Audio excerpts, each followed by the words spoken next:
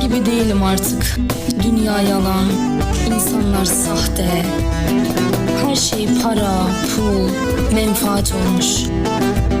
Ben de eskisi gibi değilim. Dünya da eskisi gibi değil artık.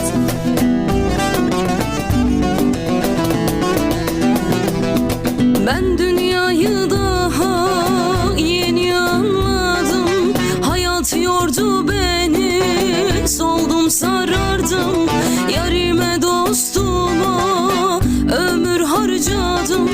Bak şimdi kendimle baş başa kaldım. Yarime dostuma ömür harcadım. Bak şimdi kendimle baş başa kaldım.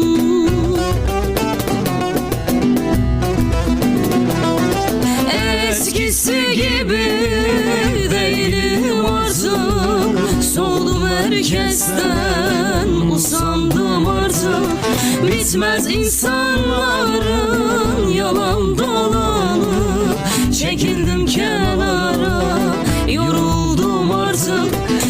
Eskisi gibi değilim artık.